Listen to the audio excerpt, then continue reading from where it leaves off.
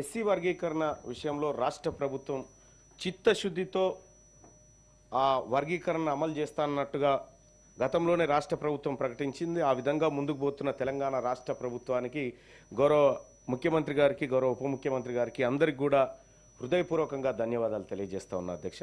అయితే ఇక్కడ ఒక చిన్నది ఏంటంటే అధ్యక్ష, ఈ ఎస్సీ వర్గీకరణకు సంబంధించి 3 కేటగిరీలు అనుకున్నారు అధ్యక్ష. ఈ 3 కేటగిరీల్లో ఈ డేటా తీసుకున్నారు. అంటే ఒక కేటగిరీలో ఎంతమంది జనాభా ఉంటారు, కేటగిరీ 2లో ఎంతమంది ఉంటారు, కేటగిరీ 3లో ఎంతమంది ఉంటారు అనేది క్లియర్గా డేటా తీసుకున్నారు. అయితే ఈ తీసుకున్నటువంటి డేటా 2011 జనాభా లెక్కల ఆధారంగా తీసుకున్నటువంటి డేటా అధ్యక్ష. సో ఇది ఈ అంశాన్ని ఇట్లా పెడదాం అధ్యక్ష.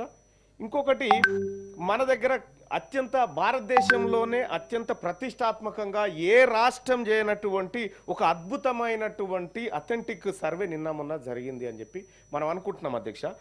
మరి ఈ సర్వేలో ఎస్సీలకు సంబంధించినటువంటి డాటా లెక్కలు ఎక్కువ ఉన్నాయి అధ్యక్ష. మరి ఈ ఆధారంగా ఎందుకు తీసుకుంటలేమో ఒకసారి నాకు అర్థం కాలేదు అధ్యక్ష. అంటే మనం చేసినటువంటి లెక్కల ఆధారంగా, అంటే మన సర్వే మీద మనకేమైనా డౌట్ ఉందా, లేకపోతే ఇదే కరెక్ట్ అనుకుంటారా అనేది కొద్దిగా కన్ఫ్యూజన్ ఉంది అధ్యక్ష. మన దగ్గర ఉన్నటువంటి లెక్కల ప్రకారం తీసుకొని ఎస్సీ వర్గీకరణకు సంబంధించినటువంటిది ఇస్తే అప్పుడు బీసీ కులగణనకు సంబంధించింది కూడా కొంత మేము నమ్మాల్సి ఉంటుంది. ఇది ఎస్సీలకు మాత్రం 2011 లెక్కలు, బీసీలకు మాత్రం నిన్నమొన్న చేసిన సర్వే కులగణన అంటే మాత్రం కొంత డౌట్ఫుల్గా ఉండేటువంటి అవకాశం ఉంది అధ్యక్ష.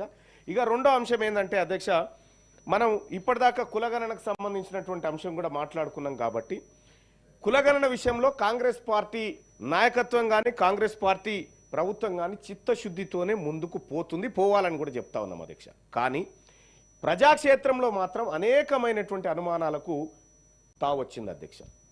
దానికి అనేక కారణాలు ఉన్నాయి.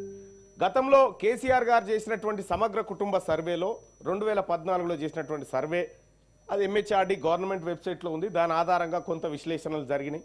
సో అది కాదనుకున్నప్పటికీ సరే, బీసీల లెక్కనైతే లేదు, ఎస్సీ ఎస్టీల లెక్కనైతే 2011 జనాభా లెక్కలలో ఉంది. వాటితో ఇప్పుడున్నటువంటి లెక్కలు కంపేర్ చేస్తే ఈ పొంతన కలవట్లేదు అధ్యక్ష. సో మరి దానికి ఇప్పుడు విషయం ఏంటంటే 16 లక్షల మంది ఇందులో పాల్గొనలేదని చెప్తే అందులో 9 లక్షల చిల్లర దళితులే కనిపిస్తారు అధ్యక్ష. మరి ఇంకెవరైనా అనలిస్ట్కి ఎట్టైనా చేపించుకొని, లేకపోతే రేపు పొద్దుగాల వాళ్ళు ఊరుకోరు. ఎందుకంటే పరిశాన్ అయితే అందులో అనేకమైనటువంటి లోపాలు కనిపిస్తా ఉన్నాయి నేను చూస్తూనే ఉంటే. మరి ప్రతిపక్షాలకు ఛాన్స్ ఇవ్వకుండా ఇంకేమైనా లోటుపాట్లు ఉంటే కూడా సరిదిద్దుకోవాలి. ఎందుకంటే పూర్తి స్థాయి లెక్కలు రాలేదు, ఇంకా పూర్తి స్థాయి లెక్కలు రాలేదు.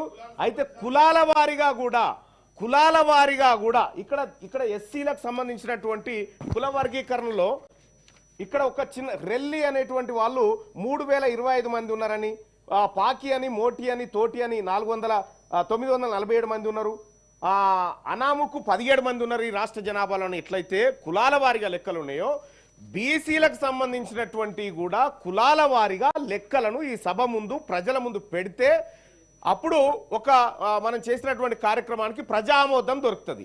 లేదు అనుకుంటే ఇప్పుడు ఈ పత్రం అసలు నాకు అర్థం కాలేదు అధ్యక్ష. ఈ పత్రం ఒకటి పెట్టినాం మనం, కానీ ఇది ఉందని మొన్న ఉత్తమ్ కుమార్ రెడ్డి గారే చెప్పారు, గౌరవ మంత్రివర్యులు. మరి ఈడ గదే కనిపిస్తుంది, ఇంకా కొత్తగా ఏం లేదు. ఏమైనా బిల్లు ఏమైనా పెడతారేమో నేను సంతోషంతో ఉరుకొచ్చిన అధ్యక్ష. ఇక్కడ బిల్లు కనిపిస్తలేదు, ఏం కనిపిస్తలేదు, మళ్ళీ గదే ఉంది కథ. బెల్లు అంటలేదు. మా అధ్యక్షుల వారు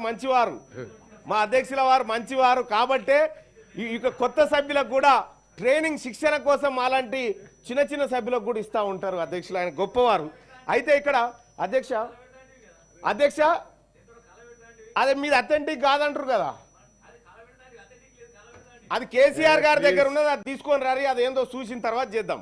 2014లో కేసీఆర్ గారు చేసినటువంటి సమగ్ర కుటుంబ సర్వే ఏదైతే ఉందో అది అథెంటిక్ కాదని చెప్పి ఇప్పుడు ఆ నాయకులు చెప్తున్నటువంటి మాటని వాళ్ళు ఎక్కడ సభలో ప్రవేశపెట్టలే, ఎక్కడ పెట్టలే. పైపెచ్చు 33% రిజర్వేషన్, బీసీలకు దక్కిన రిజర్వేషన్ 23% పట్టుకొచ్చి ఇవాళ తెలంగాణ రాష్ట్రంలో బీసీ జెడ్పీటీసీలు, ఎస్టీ జెడ్పీటీసీల కంటే చాలా తక్కువ కిందికి తీసుకొచ్చినటువంటి మహనీయుల గురించి ఇప్పుడు నేనేం మాట్లాడాలి సార్?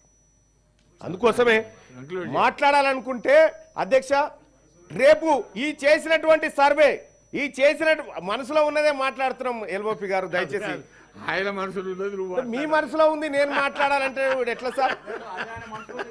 ఇప్పుడు నేను ఏమంటున్నాను సార్, కనీసం తెలంగాణ రాష్ట్రంలో అధ్యక్ష సమగ్ర కుటుంబ సర్వే చేసినటువంటి వాళ్ళు తెలంగాణ రాష్ట్రంలో పందులు ఎన్నున్నాయో చెప్పారు కానీ బీసీలు ఎంత మందిరో చెప్పలేదు అధ్యక్ష ఇప్పటి వరకు.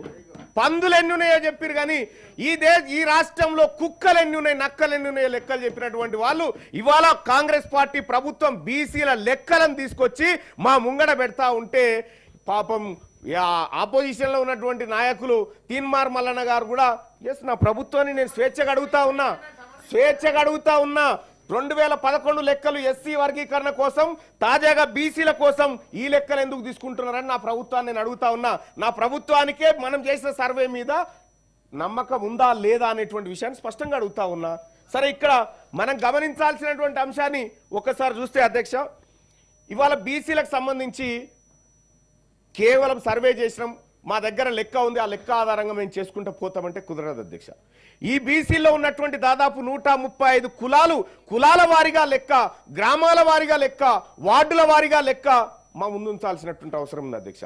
మనం కూడా ప్రభుత్వం కూడా ఏదైతే 3.1% ఏదో మిస్ అయింది, ఆ మిస్ అయింది కంప్లీట్ చేస్తేనే ఇది స్పష్టమైన దేశానికి ఆదర్శవంతమైన సర్వే అవుతుంది. అది వదిలిపెట్టినామంటే అది స్పష్టత లేదు, అది ఏమీ లేకుండా పోతుంది. కాబట్టి ఆ మిగతా వాటి కోసం కూడా రాష్ట్ర ప్రభుత్వం చర్యలు తీసుకోవాలి.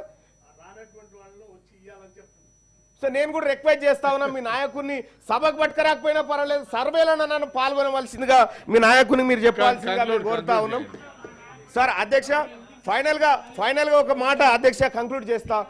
బీసీలకు సంబంధించినటువంటి అధ్యక్ష, ఈ బీసీలకు వెనకబడిన తరగతులు మేము క్యాస్ట్ కాదు అధ్యక్ష, క్లాస్. మేము బిగ్ క్లాస్, బీసీలం అంటే బిగ్ క్లాస్ అధ్యక్ష. నేను ఎందుకు చెప్తానంటే పెద్ద సంఖ్యలో ఉండేటువంటి మాకు ఒక పథకాన్ని అమలు చేయాలన్నా, లేకపోతే మాకు ఒక ఫలాన్ని అందించాలన్నా కనీసం లెక్కాపత్రం లేదు అధ్యక్ష. ఇప్పుడు ఇచ్చేటువంటి లెక్కాపత్రం ప్రామాణికంగా ఉండాలి. ఎక్కడైనా సంఖ్యల్లో పొరపాటు జరిగితే, ఎక్కడైనా డేటా ఎంట్రీ దగ్గర ఏమన్నా పొరపాట్లు జరిగితే సరిదిద్దుకోవడానికి కూడా సమయం ఉంది. ఎందుకంటే ఇప్పుడు మనం పూర్తి లెక్కలు పెట్టలేదు కాబట్టి.